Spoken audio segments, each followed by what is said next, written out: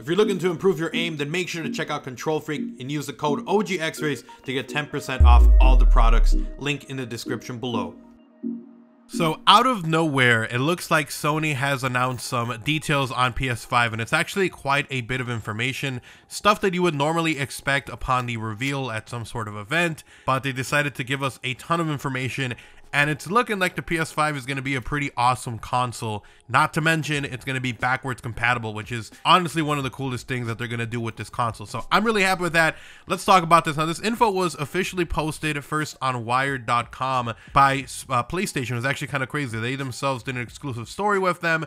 They then promoted that article. But I feel like that article did a little bit too much of like backstory of what's going on the scene and why they made the choices. You guys probably just want the straight up info on what exactly this PS5 is going to be like, you know, what the stats are, you know, basically all the specs on this guy. And that's exactly what Kotaku did. So I'm going to go ahead and read their article. I will have it linked in the description for you guys that want to read it. So it says Sony's upcoming PlayStation 5 looks like it might be a mother of a console, as reported from Wired indicated this morning, featuring a solid state drive and yes, backwards compatibility with the PlayStation 4. PlayStation 5 seems big and bad, and although it won't arrive this year, maybe in 2020, as Kotaku previously reported.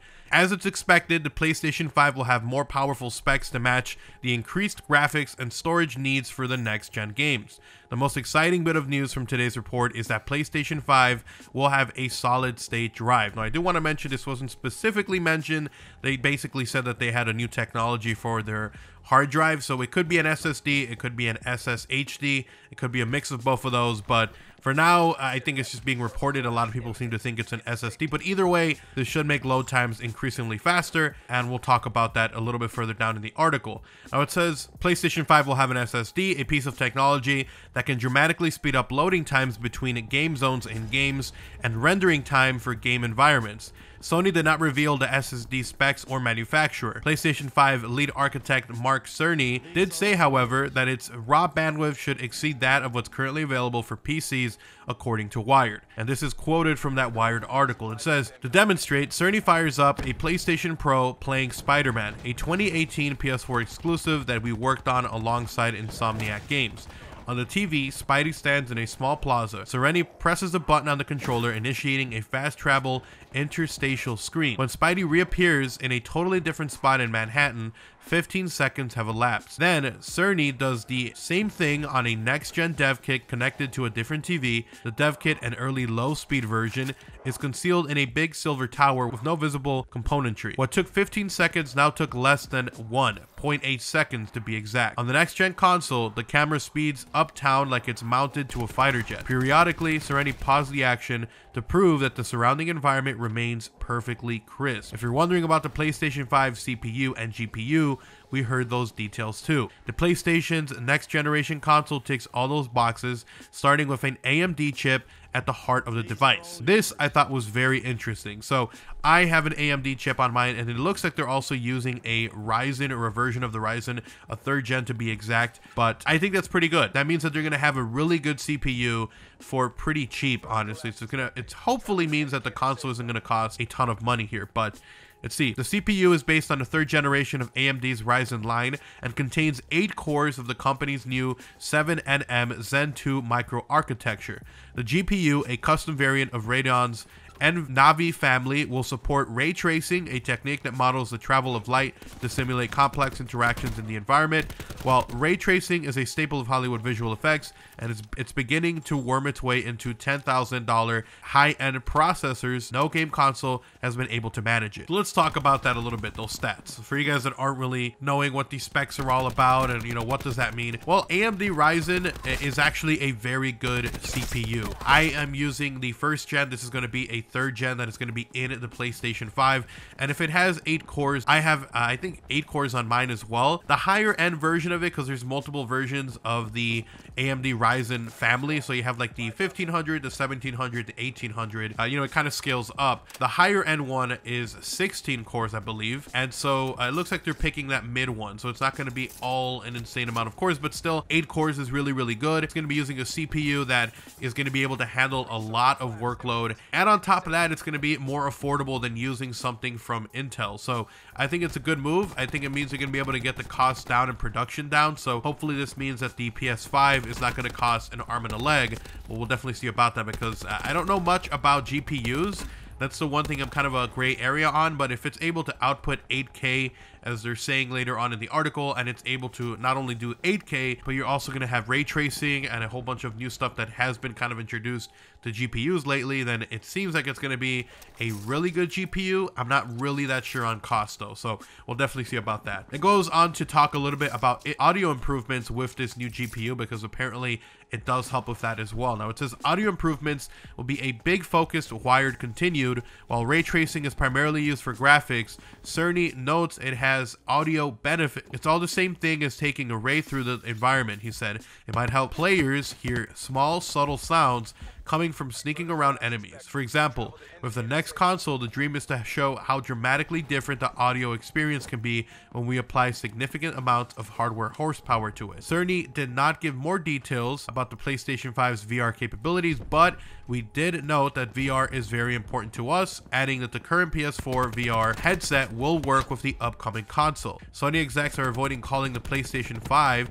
instead referring to it as the next-gen console, even though they're all called that anytime that they have a new model coming out, which is kind of funny. But to end this, the PlayStation 4 was released in 2013, 7 years after the launch of PlayStation 3. Should the PS5 release in 2020, as we reported, then it will too wind up having been Sony's lead console for 7 years. While Google, Microsoft, and to an extent Sony have all prompted game streaming services as of late, concrete details confirming the new Sony console reaffirms that the model of owning a box to play games isn't going away anytime soon. So let's go ahead and recap basically everything here, because in case you guys are wondering what the hell's going on, and some of this stuff go over your head, let's jump into it. The GPU is going to be a good GPU. It looks like it's going to be one that has the ability to do ray tracing. You're going to be able to have 8K, which is also supported by the CPU that it currently has in there. The CPU, or the processor, is going to be the horse. It's what powers the whole thing. It's what keeps all the systems working correctly and gives you that extra power to run games as well. So computers, you need a good GPU, you need also a good CPU, and the AMD Ryzen I think is a good smart choice. It's going to be lower cost, it's going to do a ton. That thing is a workhorse, literally a workhorse. So happy to hear the info on the CPU. The GPU I'm a little bit blurry on, but it seems like it's going to have all the bells and whistles, which is good to hear. And because I believe it is also within that AMD family, don't quote me on that though, I'm not exactly sure. I think it might help also with getting the cost down as well. So the other big things, we got backwards compatibility. You're going to be able to play PS4 games. I don't know if we're going to be able to play PS3 games. I doubt it. I think that they're just kind of keeping it to last gen, or the version before this one. So it's going to be pretty awesome that you're going to be able to play your PS4 games on here. So someone like me who plays a lot of Call of Duty or has a lot of games that they go back to, I'm going to be able to just go back and pop those discs right into my PS4, which I think is pretty awesome. I wonder what they're going to do about downloadable content, though. I don't know about that. And then the final thing, obviously, was that they mentioned there's going to be an SSD or some sort of SSD, which means that load times are going to be way faster, which I'm also very happy to hear. I think that's a big problem now, where a lot of games just take forever to load up. So SSDs should very, very much be helping in that. And also, hopefully that means that when you're copying updates, it doesn't take a year and a half to actually work out. So hopefully that works out. VR looks like it's going to be working. The current headset is going to be compatible with the PS5, which I think is also pretty awesome. And then finally, I guess it's just the last bits of detail where it's going to be 8K and, all that ray tracing good stuff. So in layman's terms, it looks like this thing's going to be a really powerful console. I'm excited to see what the price point is going to be. Hopefully it's not something crazy like 500. Hopefully it's like a 400 or less. A guy can dream, okay? A guy can dream. But anyways, thank you guys so much for watching the video. Let me know what you guys think about all the stats and info that we got here today on the PS5. Are you excited? Are you kind of let down? Let me know. Drop some comments down below. And then even if you don't know about like specific stuff like this, like tech and stuff like that, let me know what would be the sweet spot for you, or what would be the max amount of money that you would drop on this next gen console from Sony? Would you pay $500? I mean, I think when the PlayStation 4 or 3 first came out, I think it was like $600 or $700, which was kind of insane. So let me know, what would be the cap off? What would you be willing to pay for a new console? Which would maybe at that point you'd be like, I'd rather just upgrade my PC. I don't know. Let me know. Drop some comments down below. But thank you guys so much for watching the video. Hopefully you guys did enjoy it. If you did, drop a like on the video. It's super appreciated and incredibly helpful. And if you are new to the channel, if you want to see even more videos like these, I'm going to have a ton more Call of Duty Black Ops 4 and also gaming news, info, rumors, leaks, and more coming. So make sure you guys are subscribed and turn on those notifications. If you guys want to support the channel directly, you guys can do so by checking out my channel memberships. You get access to early content, exclusive videos, special badges, and a whole bunch more. So go ahead, check that out only if you're willing and able to. And then last but not least, if you guys want to talk about anything, Twitter is the best place to talk. I'm constantly talking over there, so if you want to see what I'm up to or what I'm talking about, at OGXRAYZ, link down below. You guys have an awesome day. Take care. I'm out. Peace.